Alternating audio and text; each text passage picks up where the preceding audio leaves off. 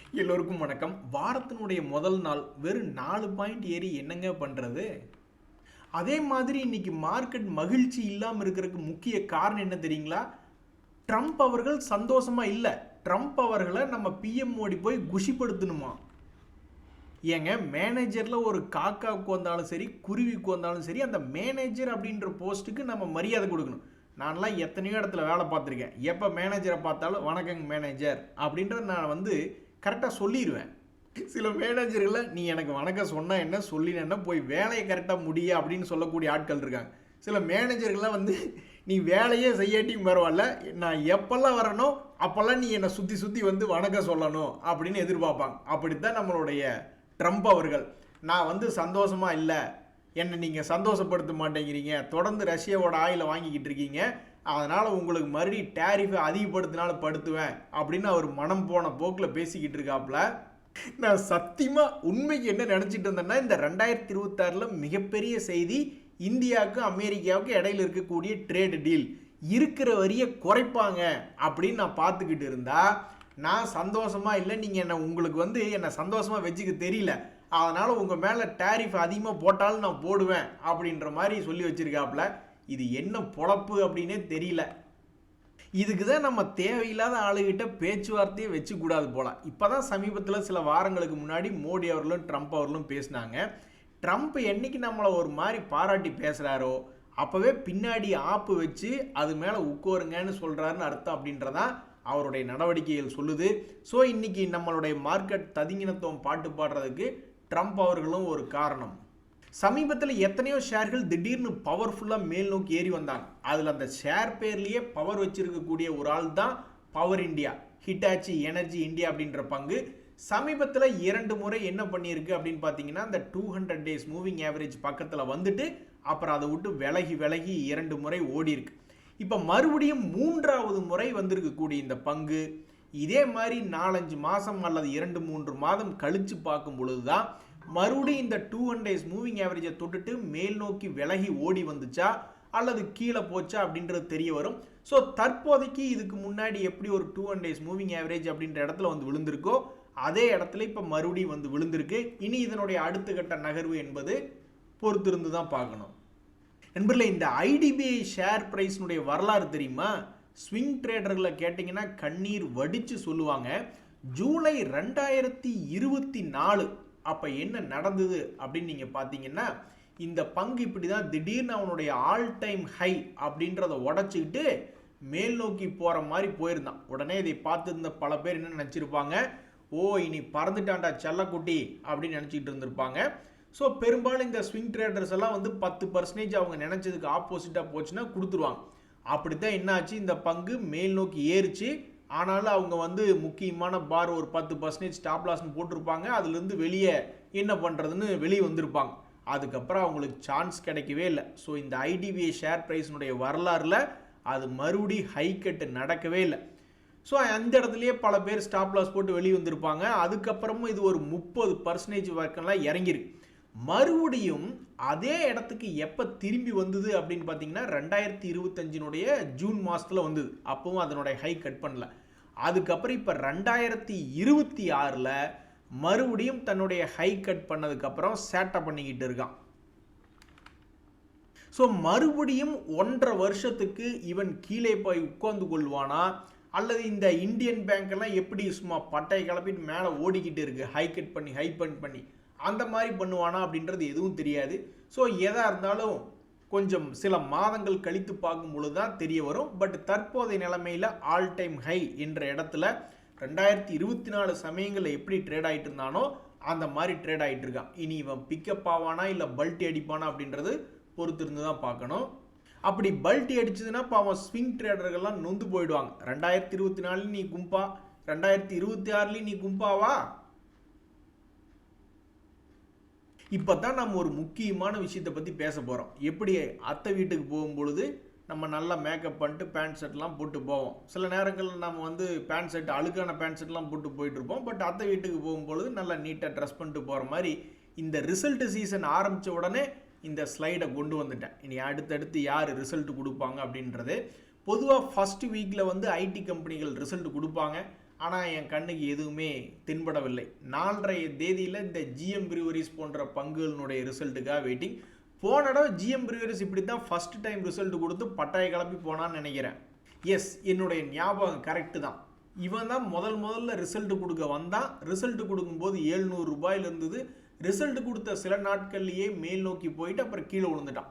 இப்போ மறுபடியும் ரிசல்ட் கொடுக்கக்கூடிய சமயத்தில் நாளைய ரிசல்ட் என்பது இந்த பங்கை என்ன செய்யும் அப்படின்றத பொறுத்து இருந்து தான் பார்க்கணும். So we are waiting. Result season வரப்போகுது. பல பேர்த்துக்கு குஜால் குட்டியாக இருக்க போகுது, சில பேர்த்துக்கு கும்பா குட்டியாக இருக்கும். அவங்களுக்கெல்லாம் இதுக்கு முன்னாடியும் கும்பா குட்டியாக தான் இருந்தது. நீ ரிசல்ட் சீசன்லேயும் கும்பா குட்டியா, எங்களையெல்லாம் தியாகிகள் லிஸ்ட்டில் சேர்த்துங்கய்யா அப்படின்ற மாதிரி தான் அவங்களுடைய மனநிலைமை இருக்கும். ஐபிஓக்களினுடைய செய்திகள் எடுத்து பார்த்தா அங்கேயும் ஒன்றும் பெருசாக இல்லை. என்னையா அது ஒன்றா மார்க்கெட்டில் ஐபிஓ ரிலேட்டடான செய்தி அல்லது குவார்ட்டர்லி ரிசல்ட் ரிலேட்டடான செய்திகள் தான் ஹாட் டாப்பிக்காக இருக்கும். ரெண்டுலேயுமே இன்றைக்கி ஒன்றும் இல்லை. அதனால தான் நான் நினைக்கிறேன் மார்க்கெட் வந்து ட்ரம்ப்புனுடைய மகிழ்ச்சிக்காக ஆடலை, மார்க்கெட்லேயே செய்தி இல்லை. அதனால தான் 4 பாயிண்ட் ப்ளஸ் மைனஸ்னு ஆடிட்டு இருக்கான்னு நினைக்கிறேன். இந்த சமயத்தில் அதிரடிகள் அப்படின்னு பார்த்தீங்கன்னு வச்சுக்கோங்களேன், இந்த ப்ளூ டாட் அப்படின்ற பங்கு அப்பப்போ அதிரடி என்பது காட்டக்கூடிய பங்கு. இதுக்கு முன்னாடி அவன் ரிசல்ட் சீசன் கொடுத்தான். ரிசல்ட் சீசனில் ஒரே நாளில் சரியான ஏற்றம். அதுக்கப்புறம் இப்போ நம்ம போய் எடுத்து பார்க்குறோம், அதே அடிவாரத்தில் இருக்குது. இப்படி இருக்கும்பொழுது இந்த ப்ளூ டாட்டினுடைய இந்த ரிசல்ட் சீசனில் மிகப்பெரிய வால்டிலிட்டியான பங்கு இந்த ப்ளூ டாட் என்பது ஒரு உற்சாகத்தை ஏற்படுத்துமா, கடந்த காலங்களைப் போலவே அதிரடிகள் காட்டுமா அப்படின்றத பொறுத்து இருந்து பார்க்கணும்.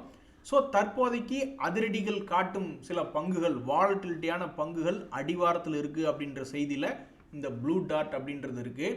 அதே மாதிரி இந்த காட்ஃப்ரை பிஹெச்எல்பி அப்படின்ற பங்கு, இவனும் ஐடிசி சேர்ந்து தான் சமீபத்தில் மார்க்கெட்டையே பயமுறுத்தி விட்டாங்க. அதுக்கு அவங்க காரணம் கிடையாது. அரசாங்கத்திட்டிருந்து ஒரு அறிக்கை வருது, டுபோக்கோ ரிலேட்டடான ப்ராடக்டில், சிகரெட் ரிலேட்டடான ப்ராடக்ட்டுக்கு டேக்ஸ் அதிகப்படுத்துகிறோம் அப்படின்ட்டு. அதனால் பாவம் இந்த 2 பங்குகளும் விழுந்து விட்டன. கெட்ட தொழில் பண்ணுறவங்க என்ன சொல்லுவாங்க, 1008 சாக்கு போக்கு சொல்லுவாங்க. கடையில் எல்லாம் தான் விற்கிறோம், நீ எல்லாத்தையுமே தான் வாங்கி குடிக்கிறாயா அப்படின்ட்டு. அப்படி கிடையாது இல்லையா. எந்த ஒரு திட்டத்தையுமே தேவையே இல்லை அப்படின்னு ஒதுக்கிட முடியாது. இது வச்சிருந்து தான் ஆகணும். ஏங்க, ட்ரம்ப் வெனிசுலா நாட்டு பிரதமரையே கைது பண்ணிட்டாருங்க. அவங்களுடைய குடிமக்கள் குடிச்சு சீரழிகிறாங்க, ட்ரக்ஸ் யூஸ் பண்ணுறாங்க அப்படின்ட்டு. அப்போ டேக்ஸ் போடக்கூடாது அப்படின்ற மாதிரி ஒரு நியாயமான கேள்வி வருது.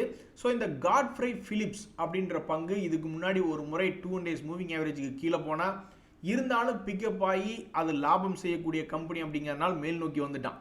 இந்த முறை என்ன செய்யும் அப்படின்றது தெரில. தற்போதைக்கு 2 days மூவிங் ஆவரேஜை தாண்டினா தான் இவனுக்கெல்லாம் வாழ்க்கை, இல்லைன்னா வாழ்க்கை இல்லை அப்படின்ற ஒரு நிலைமை தான் இந்த காட்ஃப்ரை பிலிப்ஸ் அப்படின்ற பங்குல ஓடிக்கிட்டு இருக்கு. இப்படி இருக்கக்கூடிய நேரத்தில் எல்லாத்துக்குமே தெரியும், இந்த பங்குல திடீர்னு ஏன் கடந்த 2-3 நாட்களாக வால்யூம் வந்ததுன்னா, இது நேச்சுரல் வால்யூம், இயற்கையாகவே மார்க்கெட்டில் நடக்கக்கூடிய ஒரு டிமாண்ட் என்பது கிடையாது, அல்லது சப்ளை என்பது கிடையாது. திடீர்னு அந்த நியூஸ்னால பலதரப்பட்ட மக்கள் வாங்கவும் விற்கவும் மாற்றி ஏதோ ட்ரேட் பண்ணி பெரிய டிரான்சாக்ஷன் நடந்திருக்கு. இனி அடுத்த கட்ட நாட்களில் ஒரே ஒரு நாள் தான் அந்த அதிர்ச்சி. அதுக்கப்புறம் கடந்த 2 நாட்களாக அந்த அதிர்ச்சியை அப்சர்வ் பண்ணி தான் ட்ரேட் பண்ணிக்கிட்டு இருக்கானுங்க. இனி இந்த கேண்டிலினுடைய லாங் கேண்டிலினுடைய பாதி தூரத்துக்கு வரப்போறானா, அல்லது இந்த கேண்டில் விழுந்த மாதிரி இன்னும், அதாவது ட்ரேடர்கள் நல்ல இந்த பழம் தின்னு கொட்டை போட்ட ட்ரேடர்கள் 2 days மூவிங் ஆவரேஜ் கீழே இருந்தாவே கையெடுத்து கும்பிட்டு போயிடுவாங்க. நண்பர்களே, மார்க்கெட்டில் தீராத சர்ச்சை என்னன்னா, எந்த ஒரு பங்கு இறங்குவது ஏறுவது யாரும் தடுத்து நிறுத்த முடியாது. அதில் நம்ம என்ன பண்ணணும் அப்படின்றத முக்கியம். இந்த பாலிசி பஜார் பிபி ஃபின்டெக் அப்படின்ற ஒரு பங்கு, அவனும் இறங்கி ஏறுவதும் இறங்குவதுமாகவே இருக்கு. கடந்த ஒரு மாசத்துல என்ன நினைச்சான்னு தெரியல, என்னத்தை சாப்பிட்டான்னு தெரியல, இப்படி எகிரி குதிப்பதும் இறங்குவதுமாக, இதெல்லாம் ஒரு வருஷத்துக்கே சில பங்குகள் அதுலேயும் ஒரு ரவுண்டு தாங்க போகிறான். நான் நிறைய பங்குகளை டெய்லி நம்ம நியூஸ் வாசிக்கிறோம். அதில் நீங்கள் பார்த்தீங்கன்னா எத்தனையோ பங்குகள் ஒரே ஒரு ரவுண்டு ஒரு வருஷத்துக்கு தான் போயிட்டு வந்திருக்கான். இந்த பிபி ஃபின்டெக் என்னடான்னா, கடந்த ஒரு மாதத்தில் 2 ரவுண்டு போயிட்டு வந்திருக்கான். நீ எல்லாவோ மனிதன் அப்படின்ற மாதிரி 1750 ரூபா ரேஞ்சிலிருந்து 1950 ரூபாய் அப்படின்ற ஒரு ரேஞ்சுக்கு 2 முறை போயிட்டு வந்திருக்கு. தீராத வாலட்டிலிட்டியாக இந்த பங்குல ஓடிக்கிட்டு இருக்கு. கரெக்டாக 200 days மூவிங் ஆவரேஜ் கிட்ட வந்து விழுந்திருக்கக்கூடிய இந்த பாலிசி பஜார் அடுத்தது என்ன செய்யும் அப்படின்றத பொறுத்து இருந்தால் பார்க்கணும். நண்பர்களே, திடீர்னெல்லாம் எந்த ஷேருமே முடிவெடுத்து ஏறாது. நீங்கள் பார்த்தீங்கன்னா என்னைக்காவது ஒரு லாங் கேண்டில் போட்டிருக்கான்னா டெய்லியுமா இப்படியே போட்டுக்கிட்டே போய்கிட்டு இருப்பான். இப்படி தான் ஜேபி பவரில் ஒரு முறை செய்திகள் என்பது வந்தது, எனக்கு நல்லா ஞாபகம் இருக்குது. இந்த ஜேபி பவர்னுடைய அக்வஷன் ரிலேட்டடான ஒரு தகவல்கள்லாம் வந்துகிட்டு இருந்தது. அப்போதான் இந்த பங்கு வந்து திடீர்னு ஒரு லாங் கேண்டில் போட்டு 16 ரூபாயிலிருந்து 26 ரூபா வரைக்கும்லாம் போனான். அதுக்கப்புறம் மறுபடியும் சரிவடைஞ்சு கீழே வந்து விழுந்தது. மறுபடியும் வந்து ஒரு லாங் கேண்டில் சமீபத்தில் எப்போ போட்டிருந்தது அப்படின்னு பார்த்தீங்கன்னா நவம்பர் மாதத்தில் போட்டிருந்தது. இப்போ தற்போதைக்கு இந்த பங்கு அடுத்த கட்டமாக என்ன செய்யும்? ஏன்னா கடந்த ஒரு வருஷமாக ஏறான் அப்புறம் இறங்கிடுறான், அப்புறம் ஏறான் அப்புறம் இறங்கிடுறான். இருந்தாலும் அந்த 15 ரூபா ரேஞ்சுக்கு கீழே போக மாட்டேங்கிறான். அப்போ இதனுடைய முடிவு அடுத்து வரக்கூடிய நாட்களில் எப்படி இருக்கும்? எதுவுமே வேகமாக முடிவெடுக்க மாட்டேங்கிறானே, எப்போ தான் இவன் திடீர்னு முடிவெடுப்பா அப்படின்ற ஒரு கேள்வி தான் வருது. ஸோ ஜேபி பவர் ரொம்பவுமே வாலட்டிலிட்டியாக கடந்த வருடங்களில் நியூஸ் இருக்கக்கூடிய ஒரு பங்காக, எஸ் பேங்க் இவனு ஒட்டுக்காக தான் நியூஸ் வந்தது. அதுக்கப்புறம் எஸ் பேங்க் ஏறி இறங்கி கடைசியில் மேலே போயிட்டான். ஐடியா ஷேர் அதே மாதிரி தான் நியூஸ் வந்தது. சிறிய விலை பங்குகளை நான் சொல்கிறேன், 100 ரூபாய்க்கு கம்மியாக இருக்கிற சொல்கிறேன். அதே மாதிரி ஐடியாவில் வந்தது, அவங்ககிட்ட ஒன்றுமே இல்லை அப்படின்னாலும் நியூஸை வச்சுக்கிட்டு ஏறி இறங்கிய பங்குகள் அவனும் மேலே தான் இருக்கான். ஸோ ஆனால் இந்த ஜேபி பவர் மட்டும் கீழே இருக்கு. இனி இதனுடைய அடுத்த கட்ட நகர்வு என்ன அப்படின்றத பொறுத்து தான் பார்க்கணும். நண்பர்களே, எனக்கு நல்ல ஞாபகம் இருக்கு, இந்த 5 ஸ்டார் வந்து போன வருஷம் வந்து ஒரு 4-5 ரவுண்டு, ஆமாம் 5 ஸ்டார் வாங்கினான். 5 ஸ்டார் வாங்கிட்டு அப்புறம் 6ஆவது ஸ்டார் வாங்க மாட்டான்னு தொடர்ந்து கீழே போயிட்டான். ஸோ போன வருஷத்தில் வந்து பல்வேறு ரவுண்டுகள் போயிட்டு வந்துட்டு இருந்தது. இந்த வருஷத்தில் அதனுடைய ரேஞ்சுக்கு எத்தனை ரவுண்டு போயிட்டு வரும்னு தெரியல. ஸோ இப்படி இருக்கக்கூடிய நிலைமையில் சமீபத்தில் எப்போ இது வந்து ஒரு பெரிய கேண்டில் சமீபத்தில் போட்டிருந்தது அப்படின்னா, இப்போ தான் ஒரு நவம்பர் மாத சமயத்தில் ஒரு லாங் கேண்டில் என்பது போட்டிருந்தது. அப்போ இதனுடைய வாழ்க்கையில் இனி இந்த 2026க்கு இதனுடைய மூவ்மெண்ட் எப்படி இருக்கும், ப்ரைஸ் மூவ்மெண்ட்? நிறைய பேர் என்ன எதிர்பார்க்குறாங்கன்னா, போன வருஷம் ஒரு 5 ஸ்டார் வாங்கினீங்கல்ல, அது மாதிரி இந்த வருஷத்துக்கு நீங்கள் ஏன் இப்படி போயிட்டு வரக்கூடாது ஒரு 5 டைம்ஸ் அப்படின்ற மாதிரி எதிர்பார்க்குறாங்க. அந்த மாதிரி வருஷமான 5 ஸ்டார் வாங்குறதுக்கு அவன் என்ன 5 ஸ்டார் சாக்லேட்டாக விற்கிறான் அப்படின்னு நீங்கள் நினைக்கலாம். பட் இவன் பண்ணியிருக்கான் உண்மைக்கு 2023 சமயங்களில் இப்படித்தான் அவனை ஒரு 5 ஸ்டார் ஒரு முறை ஒரு ரேஞ்சை செட் பண்ணிடுறான். அப்புறம் அதுக்குள்ளே ஒரு தடவை போயிட்டு வந்திருக்கான். அப்புறம் மறுபடியும் 2024 to 25 அப்போ ஒரு தடவை ஒரு இதே மாதிரி 5 ஸ்டார் வாங்கியிருக்கான். அதுக்கப்புறம் இப்போ நீ 2026ல் நீ 5 ஸ்டார் மட்டும் நீ வாங்கின கின்னஸ் ரெக்கார்டுக்கு நானே எழுதி போடுவேன். இந்த மாதிரி எங்கேயாவது 5 ஸ்டார்னு பேர் வச்சுக்கிட்டு வருஷமான 5 தடவை சைட்வேஸ் போயிட்டு வந்த ஸ்டாக் ஏதாவது இந்த உலகத்தில் இருக்கா? இல்லைன்னா கின்னஸ் ரெக்கார்டில் போய் எழுதுங்கன்னு எழுதிடுவேன். பார்ப்போம் இந்த 2026னுடைய முடிவில் இது என்ன பண்ணியிருக்குன்ட்டு. நண்பர்களே, சமீபத்தில் எப்படி நியூஸ்னால ஐடிசி மற்றும் அந்த காட்ஃப்ரே பிலிப்ஸ் எப்படி படார்னு கீழே விழுந்ததோ, அது மாதிரி தான் இந்த கெய்ன்ஸ் டெக்னாலஜி அப்படின்றதும் ஒரு நியூஸ்னால கீழே விழுந்தது. அது எல்லாத்துக்கும் தெரியும். ஸோ அப்படி கீழே விழுந்திருக்கக்கூடிய பங்கு கிட்டத்தட்ட ஒரு மாதம் ஆயிடுச்சு. அந்த ஷாக்கெல்லாம் ஒரு 3 நாள் அப்சர்வ் பண்ணவன் அதுக்கப்புறம் 30 நாள் ஆகி அந்த லோவை உடைக்க மாட்டேங்கிறான். அதுக்கு என்ன காரணம்னு தெரில. மேபி 2025னுடைய இயர் லோவில் ட்ரேட் ஆகிட்டு இருக்கிறதுனாலே என்னன்றது தெரில. ஸோ தற்போதைக்கு மிகப்பெரிய ஒரு லாங் ரேஞ்சாக இருக்கக்கூடிய இந்த கெய்ன்ஸ் டெக்னாலஜினுடைய சைட்வேஸ் பேட்டர்ன் அடுத்தது திரும்ப போகிறதா அல்லது புதிய லோ என்பது போகுதா அப்படின்றது தெரில. பட் ரொம்பவுமே பெரிய சைட்வேஸ் பேட்டர்னில் இருக்கக்கூடிய பங்குகளினுடைய லிஸ்ட் அப்படின்றத எடுத்து பார்க்கும்பொழுது அதில் இந்த கெய்ன்ஸ் டெக்னாலஜி அப்படின்றதும் இருக்குது. அதே மாதிரி நண்பர்களே, உங்களுக்கு தெரியாதில்ல, ஸ்டாக் மார்க்கெட்டில் என்ன தகுதிகள் இருந்தால் அந்த பங்குகள் கீழிருந்து மேல் நோக்கி வரும் அப்படின்னு பார்த்தீங்கன்னா, ஏதாவது லாபம் செய்யக்கூடிய பங்கு அல்லது டிவிடெண்ட் செய்யக்கூடிய பங்கு அல்லது லாபத்தையே வந்து ஏற்றி ஒவ்வொரு குவார்ட்டர்லையும் ஏற்றி கொடுத்துட்டே இருந்தாங்கன்னா அது நம்ம கீழே பார்க்கவே வேண்டியதில்லை. எல்லாரும் கீழே குனிஞ்சு பாருங்கன்னு சொல்ல வேண்டியதில்லை. எல்லாரும் மேலே பாருங்கன்னா அது பெரும்பாலும் மேலே பறந்துட்டு இருக்கக்கூடிய பங்குகளாக தான் இருக்கும். ஸோ இப்போ இந்த எஸ்கேஎஃப் இந்தியா, பிஎஸ்சி அப்படின்ற பங்குகள்லாம் பார்த்தீங்கன்னா சமீபத்தில் கீழே இருந்து மேல் நோக்கி வந்த பங்குகள். அது எப்படி இவங்களுக்கு அந்த ரெக்கவரி என்பது எதனால் வந்தது? பிஎஸ்சி எல்லாம் வந்து பார்த்தீங்கன்னா போன வருஷம் அவங்களுடைய பிஸ்னஸே கேள்விக்குறியாக போயிடுச்சு. டெய்லி எக்ஸ்பைரி கிடையாது அப்படின்னு செபி சொன்ன பிறகு. இருந்தாலும் இந்த பிஎஸ்சி லிமிடெட் அப்படின்ற பங்கு சமீபத்தில் 200 days மூவிங் ஆவரேஜ்லேருந்து கொஞ்சம் கொஞ்சமாக பிக்கப் ஆகி மேல் நோக்கி வந்துட்டான். அது மட்டும் இல்லை, சமீபத்தில் வந்து இது எப்போ நம்ம பார்த்துக்கிட்டு இருந்தோம் அப்படின்னா, இந்த செய்திகள் வந்துட்டு இருந்தப்போலாம் போன வருஷம் அந்த டெய்லி எக்ஸ்பைரி இல்லை அப்படின்ற சமயத்துலலாம் வந்து பார்த்தீங்கன்னா தொடர்ந்து அது சம்மந்தப்பட்ட செய்திகள் வர்றப்போலாம் கீழே இறங்கிடுச்சு. மற்ற நேரத்தில் தொடர்ந்து மேல் நோக்கியே தான் இருந்த ஒரு பங்காக இந்த பிஎஸ்சி இருக்கு. அப்போ இவங்களுடைய ரிசல்ட்டும் அடுத்து வரக்கூடிய டைமில் ரொம்ப முக்கியமான ரிசல்ட்டாக இருக்குது. இவன் என்ன பண்ணுறான்றது பொறுத்து இருந்தால் பார்க்கணும். அடுத்து பார்க்கக்கூடிய இந்த எஸ்கேஎஃப் இந்தியா எந்த செக்டரை சார்ந்தது.